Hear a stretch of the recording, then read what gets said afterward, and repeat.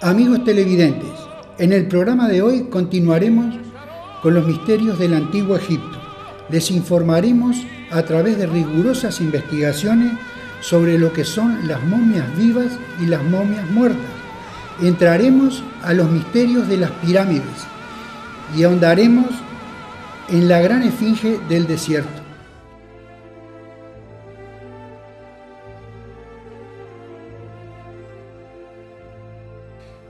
Continuando con los misterios de Egipto, hablaremos del cubo del sarcófago de Shedar. Un sarcófago es un sepulcro de piedra construido para depositar en él un cadáver. Se construían en basalto negro, granito rojo, alabastro y otros materiales, que solo servían como receptáculos exteriores de los féretros de madera que contenían las momias. Los epitafios de algunos de ellos son notables por ser altamente morales. En los antiguos tiempos, cuando los misterios de Egipto, en el momento que el iniciado iba a recibir su primera iniciación, entraba en un sarcófago, en un sepulcro, y allí permanecía dormido durante 3 días con sus noches, como muerto. Entonces, fuera del cuerpo físico, se encontraba cara a cara con su madre divina, Isis, la cual traía en su diestra un libro, el libro de la sabiduría, mediante el cual es posible orientarse uno para realizar la gran obra. ¿Cuál es el libro de la sabiduría? ¿Quién lo entiende? El que está haciendo la gran obra. ¿Quién no está haciendo la gran obra? No lo entenderá, porque es el libro de toda creación. Misterios que enseñamos en la Gnosis. Pasados los 3 días, el iniciado resucitaba entre los muertos, porque volvía a la vida. Es claro, no era la resurrección mayor, no. Era una pequeña resurrección, porque en cada iniciación algo muere en nosotros y algo resucita en nosotros. Los sabios del antiguo Egipto no ignoraban que todo maestro debió fabricar su cuerpo solar y sus superiores, mediante la alquimia sexual. El alma de cualquier hierofante egipcio tiene 4 cuerpos. El primero, la momia. El segundo, Ka, que es el cuerpo astral. El tercero, Ba, que es el cuerpo mental. El cuarto es Ku, el cuerpo causal. El cuerpo físico era momificado y colocado en un primer sarcófago, que representaba el cuerpo astral o Ka. El segundo sarcófago simbolizaba el cuerpo mental o Ba. El tercer sarcófago al cuerpo causal o Ku. Así se realizaba el nacimiento segundo. Estos cuerpos de oro del hombre solar, del hijo del sol, constituían el Saúl egipcio. Un ataúd por dentro. La frescura de los colores y la claridad de esta composición encantan la mirada, aunque esta obra estuviese destinada a permanecer escondida para siempre, encerrada en una tumba. Los ataúdes se coloreaban con escenas religiosas asociadas con la adoración de los dioses de la muerte. Innumerables excavaciones arqueológicas han sido realizadas en Egipto, y al entrar a las pirámides y tumbas se han desatado fuerzas desconocidas que han dado lugar a las famosas maldiciones de los faraones, porque ahí se encuentran los grandes misterios de la naturaleza y de la sabiduría espiritual. La envoltura dorada de la dama Tachesepag. El vocablo momia viene de la voz semita mumia, que significa betún, debido a que los cuerpos se sumergían en miel o resinas bituminosas. Hay 2 clases de momias. Una de ellas corresponde a los muertos, cuyo cadáver fue sometido a los procesos de momificación, y la otra clase a los muertos que están en estado de catalepsia. Había un secreto muy especial sobre la momificación. Le tenían que sacar el cerebro, vísceras y corazón, y estos se conservaban en vasos sagrados, y en el lugar donde quedaba el hueco del corazón le ponían el símbolo de la vaca sagrada de oro y los atributos de Hathor. Los cuerpos se conservaban gracias a que los egipcios mantenían el cuerpo etérico. Utilizaban vendajes muy sabios sobre los chakras, en las palmas de las manos, en la curvatura de los pies. La miel de abeja ayuda a conservar la momia, y sobre esta se ponían los genios elementales a cuidar la momia, y los mismos eran puestos bajo la protección del genio de la tierra Kev. Que este tipo especial de momia continúen vivas y sin alimento alguno, pero con todas sus facultades naturales en suspenso, es algo que de modo alguno debe sorprendernos. Recordad que los sapos durante el invierno, sepultados entre el lodo, yacen cadavéricos sin alimento alguno, pero en primavera vuelven a la vida. ¿Habéis oído hablar sobre esta invernación? La catalepsia egipcia va mucho más lejos. Además, está sabiamente combinada con la magia y la alquimia oculta. Entonces, tal cuerpo saldría del estado catalépsico definitivamente, y el alma vestida con esa carne podría vivir como cualquier persona viajando de país en país. Volvería a comer, vivir bajo la luz del sol, etc. Dicha momia sería sacada definitivamente de entre el sepulcro a través de la cuarta dimensión. Dentro de los grandes misterios del mundo, le podríamos explicar que existen numerosas momias, personas resurrectas que viven dentro de la humanidad en este preciso momento y que vivieron en la época del Antiguo Egipto. Los vasos canópicos. Cuando los egipcios enterraban a sus muertos, colocaban allí un cofre de madera, o de alabastro, o de distintos materiales, cuya función era contener los 4 vasos canópicos. Estos vasos eran recipientes donde se guardaban las vísceras momificadas del difunto y cuya tapa tenía la forma de cada uno de los 4 dioses de la muerte, los 4 hijos de Aurus. Japí, con cabeza de mono, guardaba los pulmones, vigilaba el norte. Mestá, con cabeza humana, guardaba el hígado, vigilaba el sur. Duamutef, con cabeza de chacal, guardaba el estómago, vigilaba el este. Quebesenuf, con cabeza de halcón, guardaba los intestinos, vigilaba el oeste. Cada uno de estos dioses tenía una contraparte femenina que velaba por la seguridad de los vasos canópicos. Así, junto a Japí aparece Nefsi, junto a Mestá aparece Isis, junto a Duamutef aparece Neit, junto a Quebesenuf aparece Serket. Junto a las momias muertas aparece en los sarcófagos un vaso de alabastro contenido las vísceras del difunto. Las momias vivas no tienen ningún vaso de alabastro. Una de las ceremonias de la gran fiesta en honor a Amón consistía en soltar 4 ocas, que llevaban respectivamente el nombre de los 4 genios funerarios, y que en su vuelo habían de dirigirse hacia los 4 puntos cardinales. El dios Anubis. Anubis, el dios con cabeza de chacal, se dice que era hijo de Osiris y de Neftis, pero en muchas ocasiones Isis es también su madre. El chacal es el símbolo de la ley divina superior. El chacal de los chacales es el jefe de los arcontes del destino. Es Anubis, el dios de cabeza de chacal. Anubis lleva los libros del karma en el submundo. El templo de Anubis es el templo de los señores del karma. Cada ser humano tiene su libro de negocios. Aquellos que aprenden a manejar su cuerpo astral pueden visitar el templo del chacal de los chacales para consultar su libro y hacer sus negocios. El chacal de los chacales conduce a la luz por todos los límites del firmamento y llega hasta las fronteras del Abenebet, la enorme serpiente, uno de los 42 jueces de Mat en el juicio. Ese gran juez es el logos del sistema solar. El chacal de chacales trabaja bajo las órdenes de ese gran juez. Estos jóvenes seres divinos que trabajan con Anubis son los señores del karma. En nuestro trabajo con la piedra bendita es indispensable aprender a manejar conscientemente nuestros negocios. El dios Tot es el mágico maestro de palabras divinas que enseña a los hombres los jeroglíficos. Es el escriba, el asistente, el primer misterio de los dioses. De Ra en particular, registra las creaciones y decisiones de ellos y da realidad a la palabra por medio de la escritura. Después de haber llevado al muerto ante el tribunal de Osiris, observa el resultado de pesar el corazón y proclama su triunfo si es el caso. Como inspirador de la ciencia, es el patrón de los escribas, que deben recitarle una plegaria antes de escribir. Preside también la medida de la cuenta del tiempo.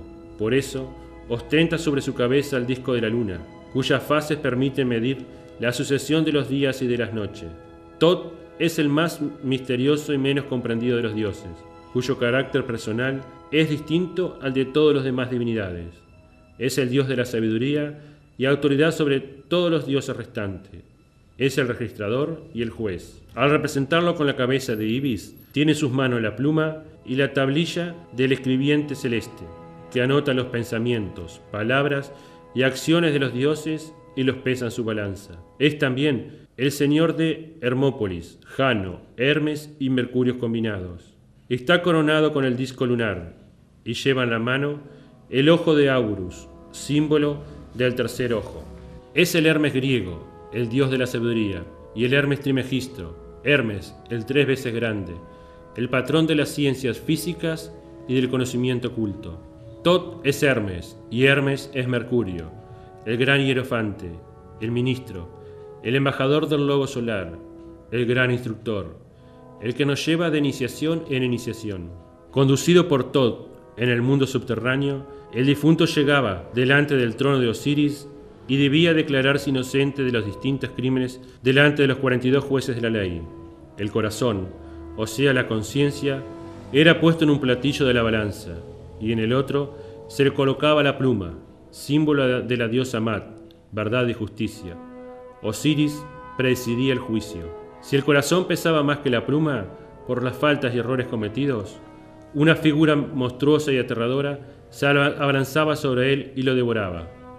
Pero si pesaba menos, Tot lo anotaba en el libro del juicio. El alma debía entonces pasar por el submundo para luego ser conducida a la barca de Ra y bajar siempre junto al sol, luego de haber sido sometida a numerosas pruebas y de haber probado su inocencia. El matrimonio en los egipcios. Las estatuas de parejas abrazadas son frecuentes en el imperio antiguo. Generalmente la mujer aparece detrás, apoyada en su marido, mientras se beneficia de su impulso, ya que el varón está en posición de marcha. El hombre y la mujer son las dos columnas torales de la civilización. En Egipto aparecen uno al lado del otro, con los mismos derechos a nivel espiritual. La esposa del faraón era la sacerdotisa, conocedora de la transmutación. Podría incluso llegar a ser reina. Allá en el viejo Egipto, en el país asoleado de Ken, existieron los grandes misterios de la gnosis. Entonces, quien ingresaba a los colegios iniciáticos, después de haber sido sometido a las pruebas más difíciles, recibía del labio sabido el secreto terrible del gran arcano.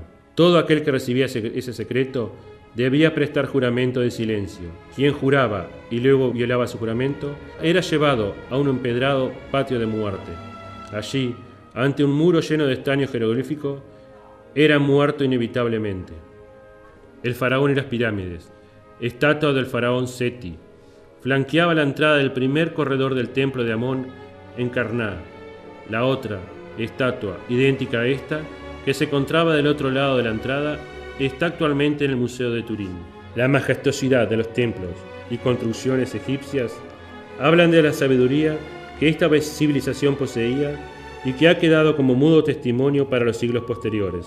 La función principal de todo templo era la de establecer un vínculo entre el faraón y la divinidad. El templo era lugar de encuentro, donde el principio humano se diviniza y el principio divino se humaniza. El faraón era el único gran sacerdote. Los demás sacerdotes eran solamente sus delegados. Cada vez que se realizaba la fundación de un templo, se llevaba a cabo una ceremonia acompañada de importantes actividades ritualísticas.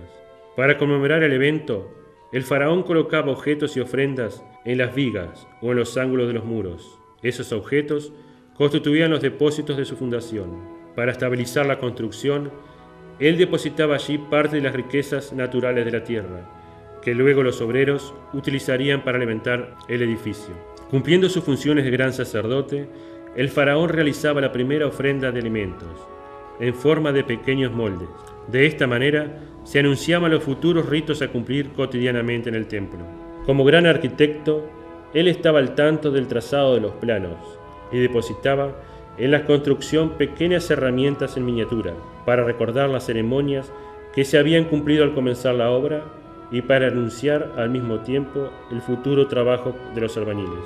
Muchos aseguran que algunos de los faraones, para lograr la inmortalidad en el más allá, ordenaron construir grandiosas pirámides, que supuestamente les servían luego de tumbas. Lo raro es que jamás se han encontrado ninguna momia dentro de las pirámides. ¿Qué finalidad cumplían entonces esas construcciones?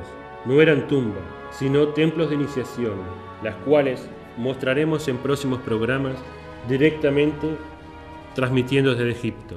En estas pirámides, los iniciados pasaban por ciertas pruebas de tierra, de agua, de aire, de fuego. Pero más allá de la finalidad que estas construcciones tenían, ¿cómo lograron realizarlas? ¿Quiénes las llevaron a cabo?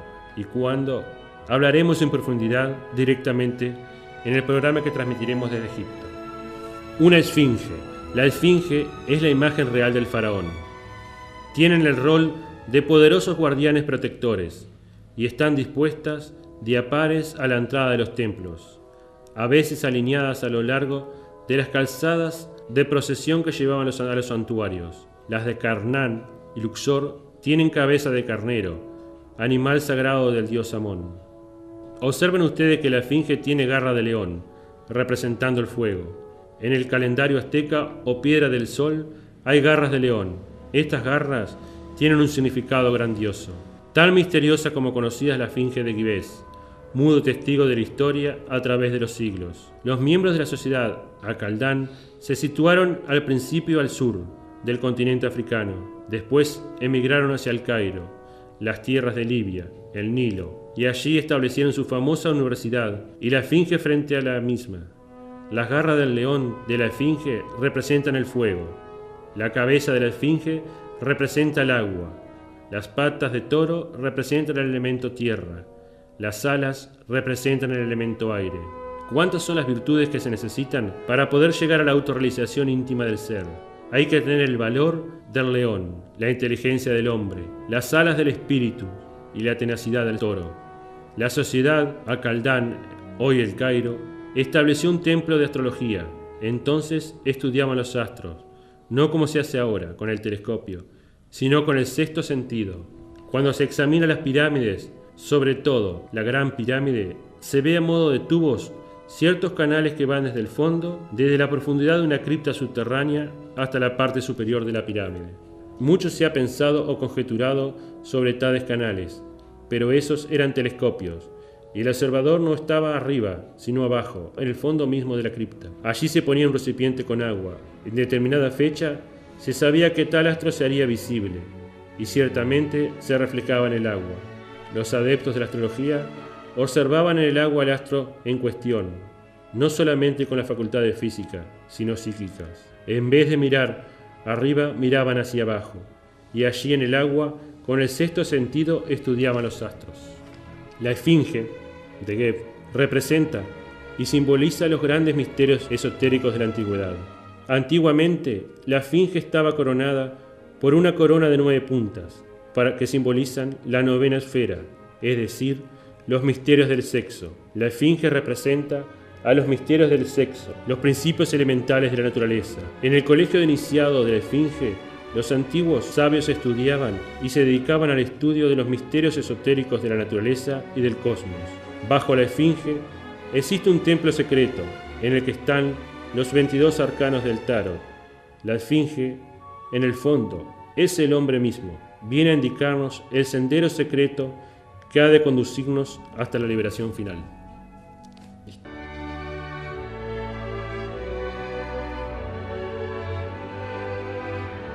Los esperamos en el próximo programa para seguir hablando sobre el tema de la Virgen Negra. Gracias por acompañarnos, nos reencontramos la semana que viene.